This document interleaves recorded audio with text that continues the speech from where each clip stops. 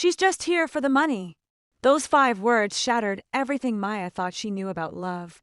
But what happened next? Nobody saw it coming.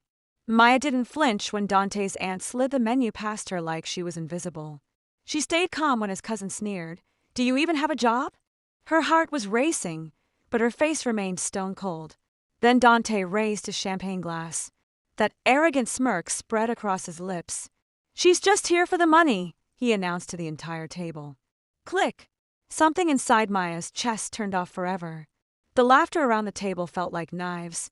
But Maya, she smiled. She folded her napkin with surgical precision, said absolutely nothing, until the waiter brought the check, and a shadow fell across her chair. A man stepped forward from the darkness. Someone no one expected. The same man she'd helped when he had nothing. Now, he was the CEO of the very company Dante had been begging for a job. "Ready to go, Maya?" he asked softly. The room went dead silent. Maya stood up, pulled out her black card, paid the entire bill, and walked out, not just from dinner, but from their version of who they thought she was. Grew up in the small mountain town of Valdres. Her grandmother sold handmade jewelry at the weekend market. Every morning at 5 a.m., rain or shine. Life was never easy, but it was honest. "We may not have designer clothes," her grandmother would say, "but we have something they can't buy." "What's that, Grandma?" Dignity. Maya learned to walk with her head high even when her shoes had holes. She didn't have luxury brands or expensive things, but the way she carried herself, people noticed. So when Dante entered her life, wealthy, smooth, from a powerful banking family, Maya didn't feel small. He had money. She had strength. She didn't see him as a prize to win. She thought maybe he saw her heart. At first, he seemed different. He loved her laugh, her dreams, her passion for teaching. But slowly, like poison seeping through cracks, the truth emerged. Dante, like many born into wealth, saw Maya's confidence as a threat. He didn't admire her independence. He tolerated it. To him, love meant control. To her, love meant respect. But Maya didn't realize just yet how dangerous that difference would become. The storm clouds were gathering, and she was walking straight into the hurricane, building false security before the fall. For 8 months, everything felt like a fairy tale. Dante would surprise Maya with weekend trips to mountain resorts, candlelit dinners overlooking the ocean, fresh flowers delivered to her classroom every Friday. Maya had never experienced luxury like this. For a while, she believed it was real love. He called her beautiful every single day. "I'm the luckiest man alive," he'd whisper. But then the cracks started showing. It began with comments disguised as jokes. One afternoon, Maya was excitedly telling him about her student's art project. Dante laughed and said, "You still take that little teaching thing so seriously?" Maya paused, confused. "Teaching thing? I mean, it's cute, babe. But it's not like you're changing the world." Each time Maya shared something meaningful, Dante found ways to make it seem small. When she talked about her student's progress, he'd check his phone. When she mentioned her dreams of starting an education nonprofit, he'd yawn. "That's sweet, Maya. Very charitable." The word charitable felt like a slap. Then came the family gatherings. Every time Dante's relatives visited, he had excuses. "You're probably tired from work. They're only in town briefly. Maybe next time." After the 5th excuse, Maya realized the truth. He was hiding her, like she was some shameful secret. The man who once made her feel like a queen was slowly erasing her from his world. And Maya, she was about to discover just how far he'd go to keep her invisible. The setup for the dinner scene. On a gray Friday afternoon, Dante called Maya with unexpected news. "My family's having dinner tonight. Nothing fancy, just close relatives." Maya's heart jumped with excitement. "Finally! I'd love to meet them," she said. "Great. But Maya," his voice shifted slightly, "maybe we're something elegant. They're used to a certain standard." Red flags should have been waving. But Maya was too hopeful to see them. She pulled out her most treasured dress, deep emerald green. It wasn't designer, but it was her grandmother's. The woman who taught her about dignity. Maya added her small pearl earrings, brushed her hair until it shined. In the mirror, she whispered her grandmother's words. "Walk with your head high." When she arrived at the Rossetti family estate, everything screamed wealth. Luxury cars lined the circular driveway. Crystal chandeliers cast golden light through massive windows. People in expensive clothes moved like they owned the world. Maya took a deep breath and stepped inside. The moment she entered the dining room, the temperature dropped. Conversation stopped mid-sentence. I scanned her from head to toe. Not with warmth. With judgment. Someone coughed awkwardly. A woman whispered behind her wine glass. But Maya kept smiling, thinking maybe it was just nerves. She had no idea she was walking into a carefully planned execution. This wasn't a family dinner. It was a trial. And Maya was the defendant. The dining room felt like a courtroom. Maya was the accused. And everyone had already decided she was guilty. So, Maya, Dante's aunt leaned forward with a predator smile. What do your parents do? My grandmother raised me. She's a jewelry artisan. The aunt's eyebrows shot up. Oh, just that. Maya's chest tightened, but she kept her composure. And your job? Another voice cut in sharply. I'm an elementary school teacher. A man across the table snorted. Public school, I assume. The way he said public made it sound like a disease. Maya nodded gracefully. Must be. Challenging, making ends meet on that salary, Dante's cousin said with fake sympathy. I love what I do, Maya replied simply. Someone actually laughed. How noble, an elderly woman muttered. Maya looked at Dante, waiting for him to defend her. Say something. Anything. But Dante just sat there, swirling his wine, acting like he couldn't hear the verbal daggers flying. Like he had brought her here specifically to watch her bleed. No designer handbag tonight, another woman observed loudly. That's refreshing. The sarcasm dripped like acid. Maya felt her grandmother's voice echoing, hold your head high. But inside, something was cracking. These people weren't trying to get to know her. They were dissecting her like a specimen. And the man she loved? He was handing them the scalpel. Tell me, Maya. Dante's father spoke for the first time, his voice cold as winter. What exactly do you bring to this family? The question hung in the air like a death sentence. Maya's heart was hammering, but her voice stayed steady. I bring love, respect, and loyalty, she answered Dante's father. The table erupted and barely contained snickers. How quaint, someone whispered. Maya turned to Dante one final time, her eyes begging him to be the man she fell in love with. Just for one moment. Instead, Dante's older brother, Vincent, leaned back with a wicked grin. Speaking of loyalty, Vincent announced loudly, if you two ever got married, a prenup would be essential, right? The table went quiet, waiting for the punchline. Maya's blood turned to ice. I mean, Vincent continued, enjoying every second, we'd need to protect the family assets from adventurous types. Laughter rippled around the table like a tsunami. Maya sat frozen, waiting for Dante to shut this down, to stand up for her, to remember that she had a heart. Instead, Dante lifted his crystal wine glass. That same arrogant smirk spread across his face, the smirk that used to make her feel butterflies. Now it felt like a knife in her chest. Oh, Vincent, Dante said with a chuckle, Maya's not after my heart. He paused for dramatic effect. She's just here for the money. The room exploded in laughter. Real, cruel, ugly laughter. But Maya didn't break. She didn't cry. She didn't scream. Something deeper than anger filled her chest. Clarity. For the first time in months, she saw Dante exactly as he was. Not the man she loved, but a coward who had just made the biggest mistake of his life. Maya sat perfectly still as the laughter died down. Her face was a mask of calm. But inside, she was calculating, planning, waiting. The waiter approached to refill glasses, and Maya finally looked up. That's when she saw him, a tall figure moving through the restaurant toward their table. Maya's breath caught in her throat. No way. Kai, she whispered, barely audible. But it was him. Kai-chun, the quiet, determined intern she had mentored 5 years ago. Back then, he was just a broke college student with big dreams and worn-out sneakers. He would stay after school, asking questions, building business plans, sharing his vision for educational technology. Most people ignored him, but Maya saw something special. She gave him time, encouragement, and even helped fund his first laptop. Now Kai stood before her in a perfectly tailored suit, radiating quiet confidence. But his eyes still held the same warmth and gratitude. "Maya," he said with genuine joy, "I didn't expect to see you here." The entire table went silent. Every head turned. Dante's wine glass froze halfway to his lips. "Kai." Maya stood slowly, still in shock. "Look at you."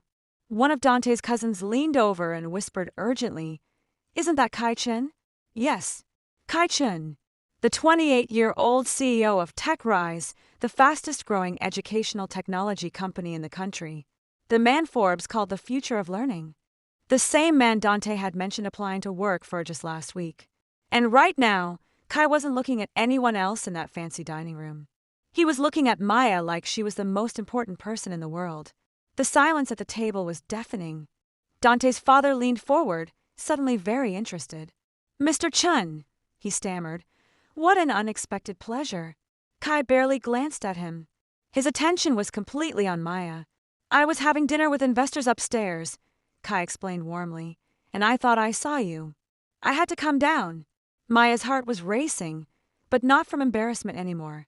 From recognition, from validation, from the universe showing her exactly who she was. "How do you two know each other?" Dante's aunt asked, her voice suddenly respectful. Kai smiled, and his words cut through the room like lightning. "Maya changed my life. 5 years ago, when I had nothing, she believed in me. She mentored me, encouraged me, even helped me buy my first computer." He paused, looking directly at Dante. "She taught me that success isn't about where you come from. It's about where you're going." The table was frozen. These people who had spent the entire evening mocking Maya's little teaching job were now staring at the proof of her impact. "Maya," Kai continued, "I've been meaning to call you. We're launching our new education initiative next month, and I can't do it without you." Maya felt tears of gratitude forming, but she held them back. "What kind of initiative?" she asked softly. "A nationwide program to revolutionize public education. Starting salary for the director position is $300,000. You could hear a pin drop. Plus equity," Kai added with a knowing smile. Dante's face had gone pale. His family was staring at Maya like they were seeing her for the first time. Because they were.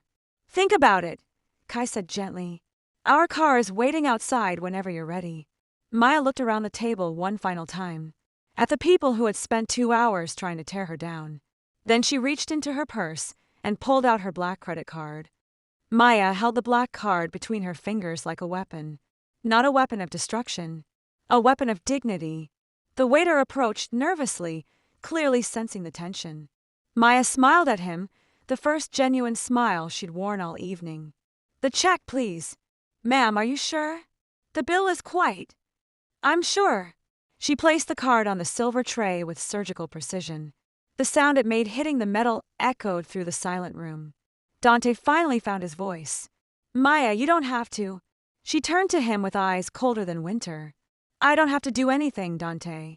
That's the point." The card was processed. Receipt signed. Maya stood up slowly, gracefully, every movement deliberate. Kai offered his arm, and she took it without hesitation. "Gentlemen, ladies," Kai nodded politely to the table. "Enjoy your evening." As they walked toward the exit, Maya heard whispers exploding behind them. Did she just pay for everyone? With a black card? Who is she? But Maya didn't turn around. She didn't need to see their faces. She could feel their shock radiating like heat waves. At the door, she paused for just one moment. Not to look back, but to breathe in her freedom. The woman who walked into that restaurant was someone seeking acceptance. The woman walking out, she had found something better. Self-respect. And she was never giving it away again. 2 weeks later, Maya's life had completely transformed. She wasn't hiding in shame. She wasn't replaying that dinner. She was building something extraordinary. Kai had kept his promise. Maya was now Director of Educational Innovation at TechRise. Her first initiative, Teachers Rising, a program to revolutionize public education across underserved communities. The announcement made headlines in Education Weekly. Former teacher leads $50 million education revolution. Her photo was everywhere. Professional, powerful, radiant. But the real transformation wasn't in the headlines.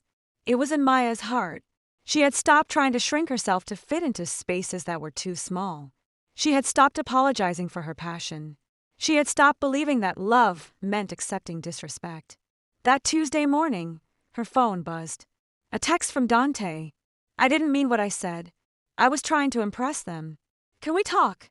Maya stared at the message for exactly 3 seconds. Then she deleted it. Not out of anger. Out of clarity. Some bridges aren't meant to be rebuilt. They're meant to be left behind. And Maya, she was already miles ahead, building new ones. Meanwhile, across town, Dante sat in his office scrolling through articles about Maya's success. Every photo showed her glowing with confidence. Every interview revealed the brilliant mind he had tried to diminish. He realized with crushing clarity what he had lost.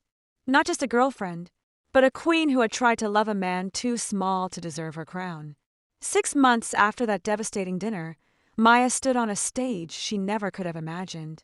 The Global Education Summit, 2,000 educators, innovators, and world leaders filling the auditorium.